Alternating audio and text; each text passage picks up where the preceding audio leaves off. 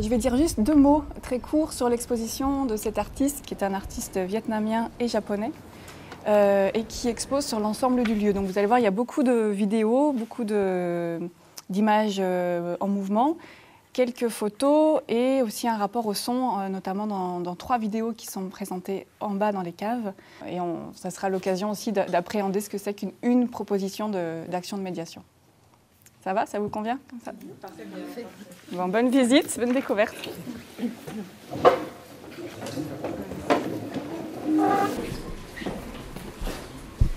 Vraiment, la proposition, c'était de laisser le temps, ce qui est un élément déterminant pour la découverte d'une œuvre, à chacun des participants, de s'imprégner des œuvres de l'exposition de Yunengen Atsushiba.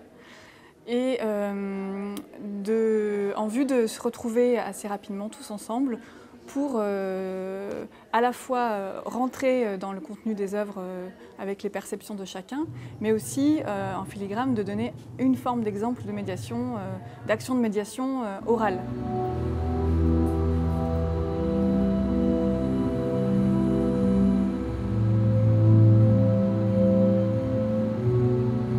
Et du coup, moi, ça me met à l'inverse d'un sentiment d'étouffement.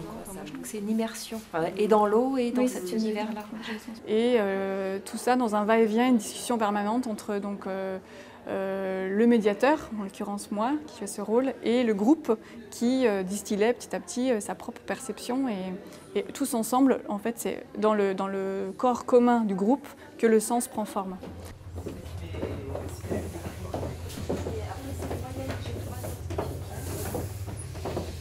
Le premier contact qu'on a avec l'extérieur ou avec les choses, ça va être le regard. Pour nous, ça va être le toucher. On nous présente une carte, ben déjà on a l'habitude de lire des cartes en relief, donc on va toucher la carte. On veut lire, ben on va toucher du braille, donc on touche des points.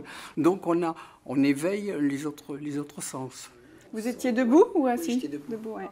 Voilà, oui, il y a une réponse au niveau corporel, il y a une réponse. C'est-à-dire qu'il y a un échange quand même, à la fois avec des personnes qui étaient dans la médiation et nous, ce qu'on peut amener par rapport à des déficiences visuelles pour permettre à des personnes en difficulté visuelle à accéder à l'art, à accéder à des choses pour lesquelles finalement, dans un premier temps, on ne pense pas que ce soit accessible, quoi. La thématique liée à l'image mouvement, l'image fixe et la dimension sonore, toutes ces 3 thématiques nous semblaient particulièrement intéressantes par rapport à la déficience visuelle, dans la mesure où le son et le rapport à l'espace à travers la perception du corps sont des instruments dont on peut complètement s'emparer pour se repérer dans l'espace et puis aussi recevoir des œuvres d'une manière générale. Donc, on a particulièrement mis en valeur la dimension sonore dans cette journée, puisqu'en fait on ne va probablement pas la retrouver dans d'autres expositions au fil de la formation.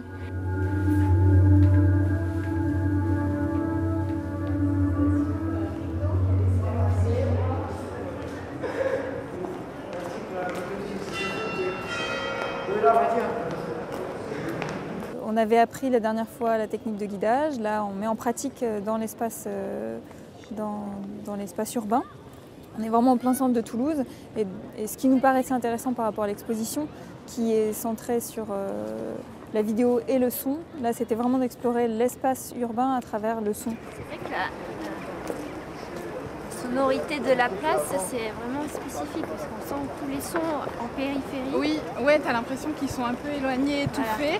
Voilà, Et maintenant, je trouve qu'on entend la pluie. Les personnes se relaient, il y a un guide et un guidé. Le guide a les yeux ouverts, le guidé porte un bandeau et déambule comme ça à travers la place et découvre l'environnement sonore d'un lieu qu'on connaît tous très bien, qu'on a l'habitude de parcourir, mais juste avec cette immense différence d'avoir les yeux fermés et de se laisser porter par cet environnement simplement par le son.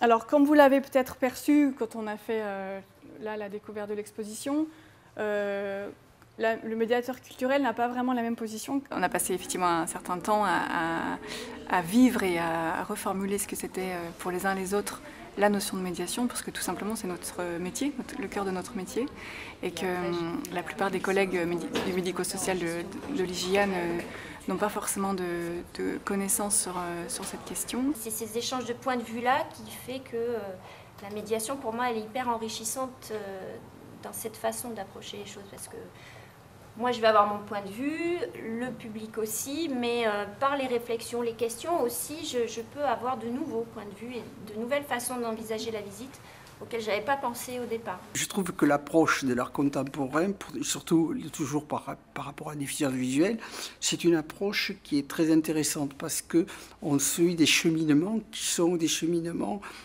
beaucoup plus en adéquation avec les fonctionnements d'une personne handicapée. On ne part pas forcément de ce que l'on va ressentir, mais à partir après, quand justement, d'où l'intérêt de la médiation, on va donner des clés. Moi j'ai entendu ce mot-là, et c'est en fait, dès qu'on a ces clés, on prend plaisir après à refaire le chemin inverse, c'est-à-dire on a les clés et on va refaire le chemin inverse. Si tu veux, il y a 6 images différentes, mais quelqu'un qui voit les 6 images, il va arriver à reconstituer l'ensemble. Quand tu ne vois que image par image, si tu veux, séquence par séquence, c'est très difficile après de reconstituer l'ensemble. C'est plusieurs écrans qui sont juxtaposés, qui fonctionnent en parallèle ou en croisement, parce qu'après du coup le regard, il peut aussi naviguer de façon complètement aléatoire.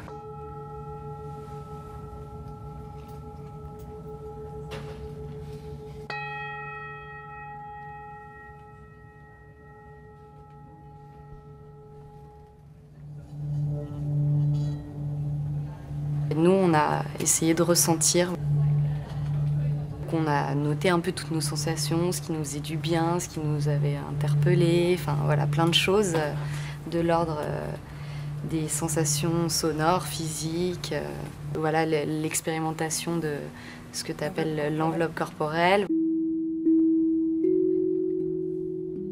Et ensuite, on a essayé de construire, donc on s'est dit, voilà, comment on travaillerait ensemble. Donc il y a un travail interne et externe. Et donc on parle de médiation culturelle, interne, externe, par l'outil de la musique.